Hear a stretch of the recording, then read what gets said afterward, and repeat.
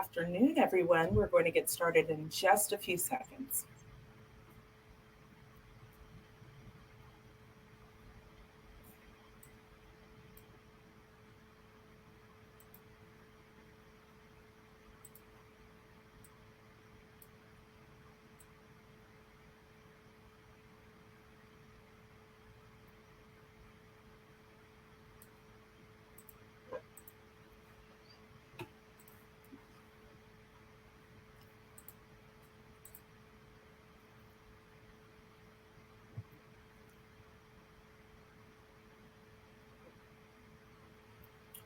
Okay, well, thank you all so much for joining us this afternoon. I know we'll get a number of people who are joining in the next minute or two, but I do want to go ahead and get started.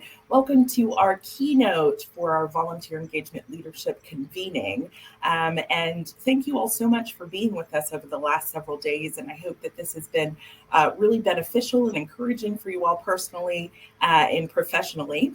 And we are just so thrilled to have Diane Odell with us here today for the next little bit to share about the really incredible role she has, as well as the impact of the work that she does in the Central Florida area.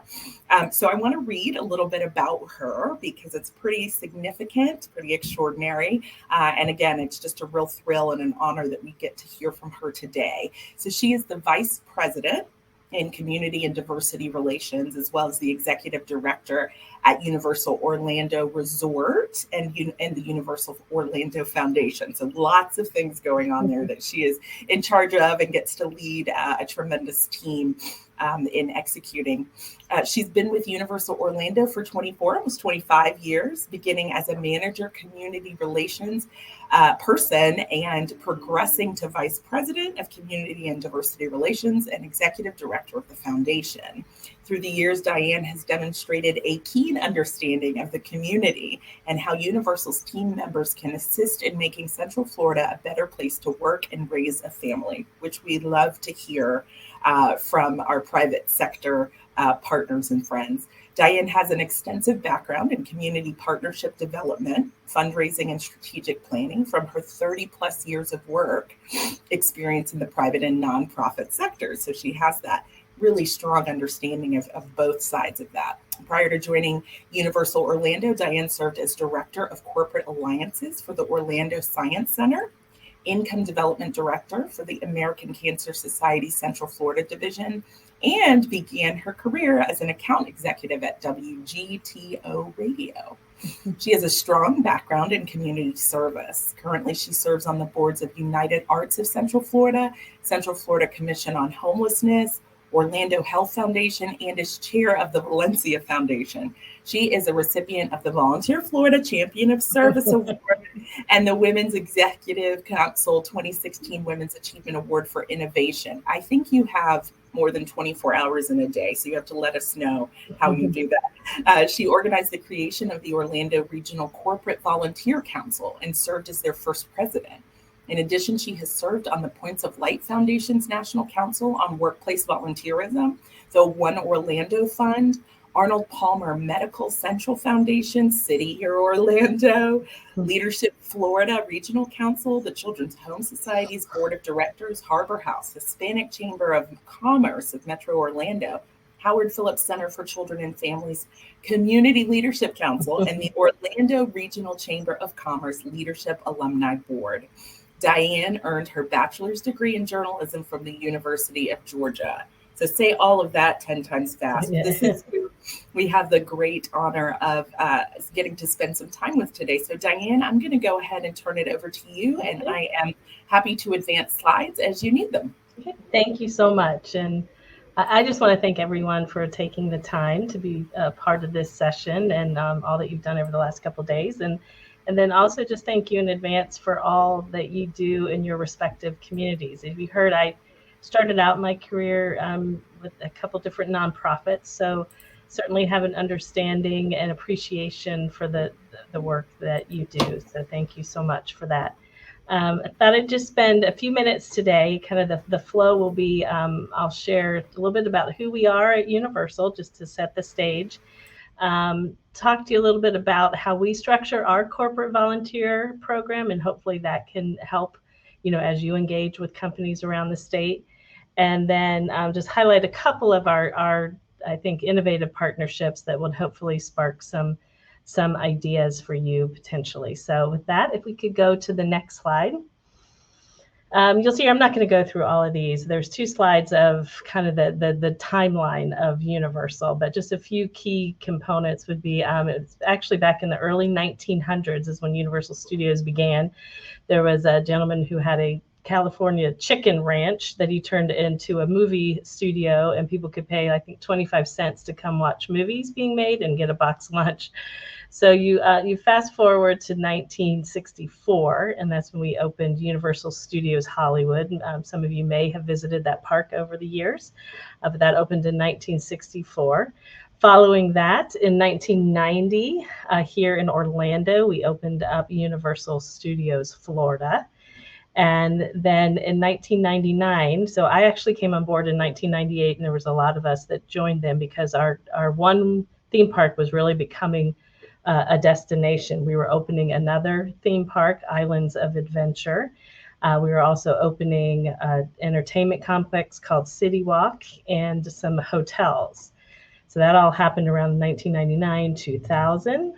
Then you look at 2001, we opened a park in Japan. So some of you may know there's Universal Studios Japan that's in Osaka, Japan. In 2010, that was a big year for us. Hopefully some of you have visited our parks and have been able to experience the wizarding world of Harry Potter. And we opened that in 2010. And I can say I remember that quite vividly. It was really a game changer. We knew it was going to be popular, but boy, I think it exceeded everyone's expectations. We had all hands on deck. I was actually behind one of the merchandise buildings, just opening up boxes of steins for butterbeer. So it was quite the opening for sure. Then, and just a couple more dates, in 2013, that's when our parent company, Comcast NBC Universal, actually purchased us, and we became wholly owned by them in 2013. And then 2017, we opened a water park, Volcano Bay, and then just last year, we opened a park in Beijing as well. And we also, I don't think I mentioned, we have a park in Singapore also. So you can go to the next slide, please.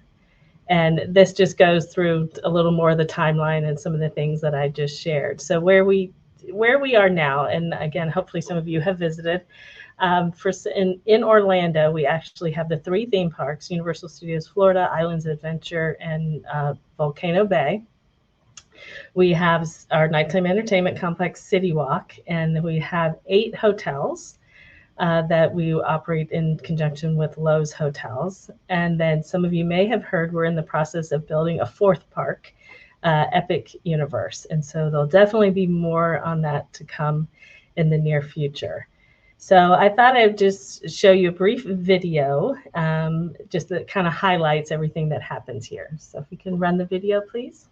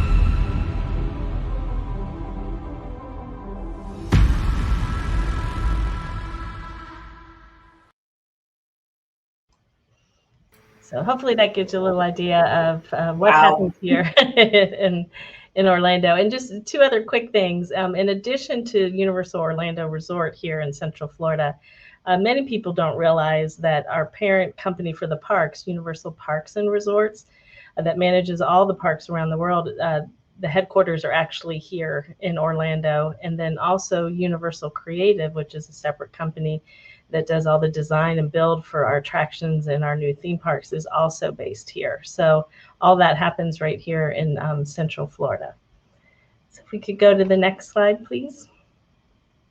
Next one, yep. So as far as my role and what we do, and hopefully this just helps you kind of give some context to the areas we focus on, but obviously our community relations team, this is some of the areas that we're charged with, is the overall strategy and partnerships. All of our charitable contributions come through here. Pre-COVID, we would get up to 100 requests a week for tickets, characters, merchandise, and that we're definitely starting to see that climb back up to those numbers.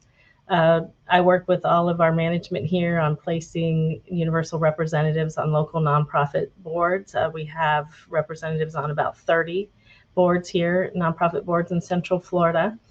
Our compassion program is run through community relations. That is all of our work with wish granting organizations, that they may have children that would love to come to Central Florida and visit the parks. So we work with all of the different wish granting organizations, as well as Give Kids the World. And then a big piece, and kind of what we're here to talk about today, is really our team member engagement piece. For us, that is obviously our volunteer program, and then we also do a workplace giving campaign. And then separate from the company, we do have a standalone foundation that does purely grant making. So for us, some of the best scenarios are where we can take a holistic approach to where our foundation can provide some grant funding, and then we can bring the resources of our company as well as the expertise of our team members all together. And I have a couple examples of that we'll share.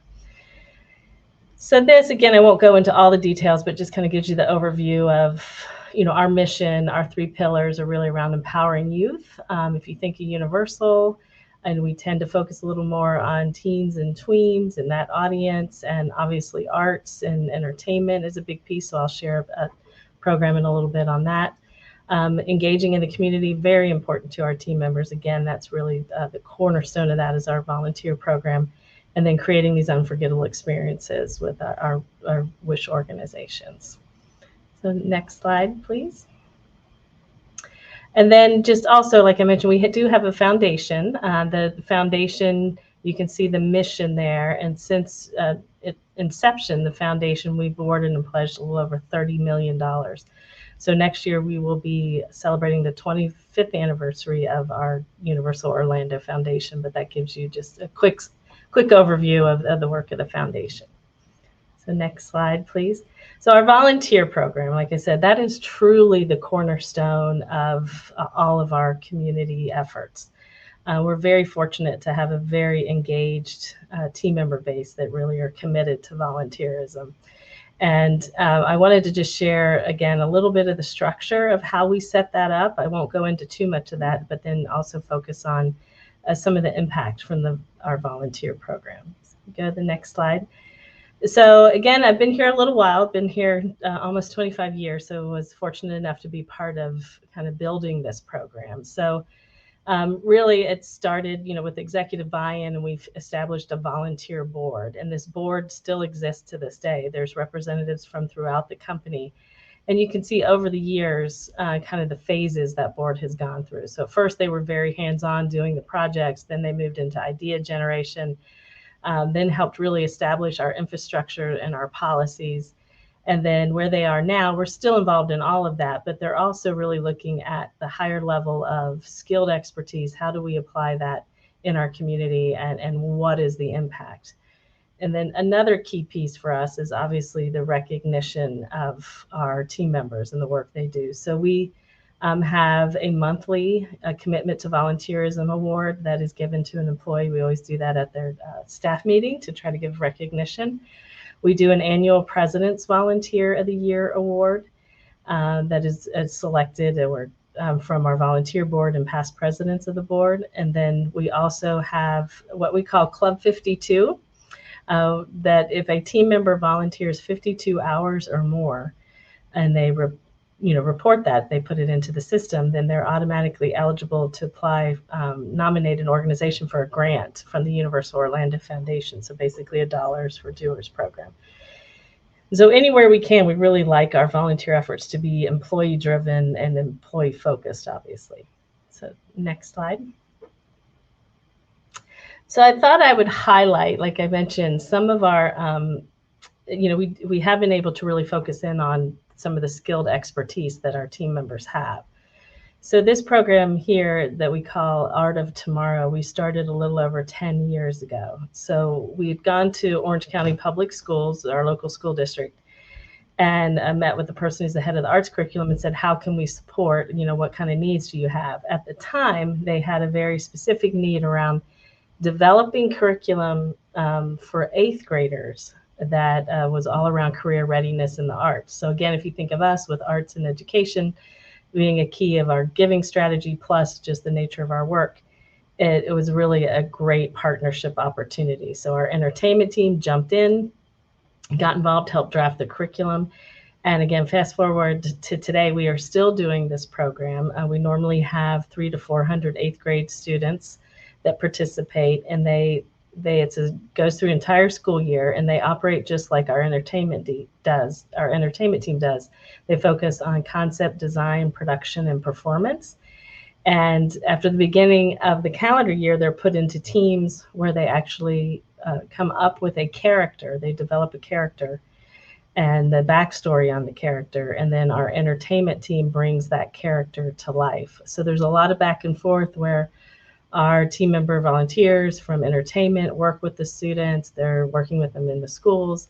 And then obviously when they come on site, they get to explore kind of the backstage, the real world application of that. So in addition to the partnership with Orange County Public Schools, we also, after the 8th grade year, realized, okay, some of these students want to stay engaged in this potential career. So we partnered with Valencia College to create a high school program. So there's many layers to that, but we have Universal Orlando mentors that help with these students all throughout high school. They have scholarship opportunities, as well as learning more about the specifics around careers in the arts. So that is one that truly our entertainment team, this program, they really just own this program. Like I said, from designing curriculum to executing it, and really using the expertise that they have to help youth in Central Florida.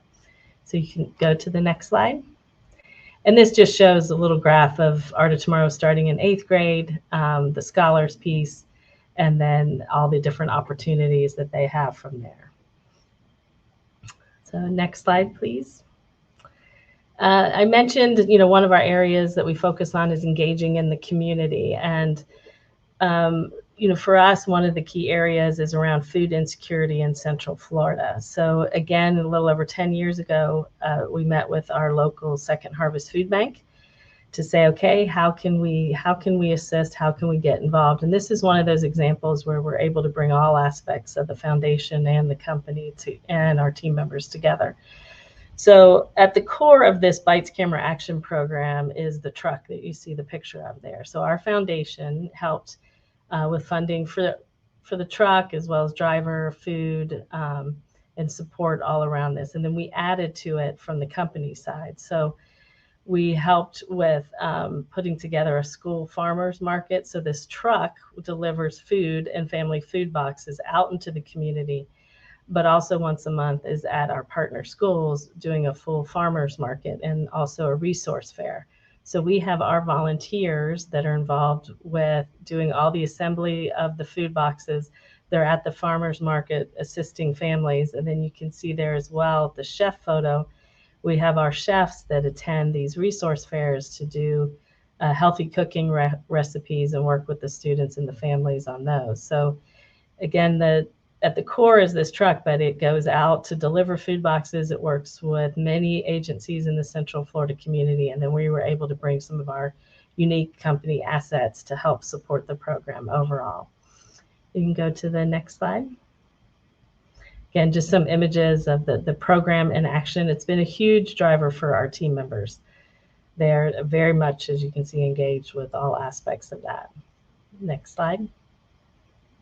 And these are actually from an end of 2021. Obviously, this has grown throughout 2022, but just seeing, for us, the volunteer hours, and these are universal volunteer hours that have been committed to the program, as well as the number of unique volunteers. And I believe we have a video that kind of highlights a little bit more about this program.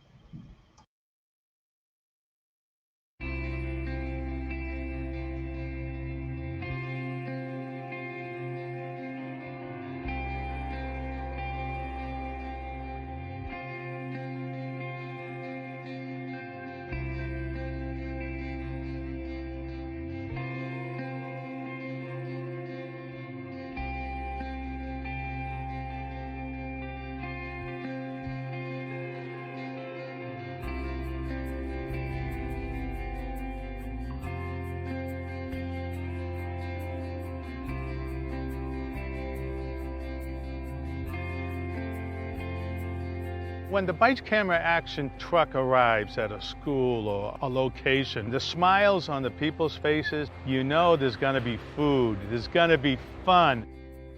Most importantly, it brings support to the community. The goal of the Bites Camera Action program is to get food out to families by whatever means necessary. Second Harvest and Universal mutually came together. It was Universal reaching out to Second Harvest with wanting to help people in the community. It's also the conglomerate of about 20 different vendors or community partners that come together with the goal of providing resources to families. I've seen seniors come out who don't have family to help them, but this food truck represents a life to them. And they're always so grateful. I get calls all the time for what this truck and what this program means to them. The partnership with Second Harvest and our Bites Camera Action program has really taken a lot of pressure off parents. If our children come in hungry, there's no way that they can learn. There's no way that they can be taught or even behave. So every day as we meet that most basic need, it shows them that we love them as a whole child. Bites Action Camera support hundreds of veterans every month. That is what motivates me every day, help somebody. To me, it's a miracle, be able to provide this service for our homeless veteran. The word veterans and homeless, they should not be together. It's giving them hope. It's hope that the next generation can be on the other side. Right now they're receiving, but we are also pushing them to be able to break through those barriers. People are now, not only are they receiving food, they're getting wraparound services of being financially stable, social needs, education, jobs. So this program has evolved quite a bit from 2013 to where it is now. And we're so thankful to be a part of it.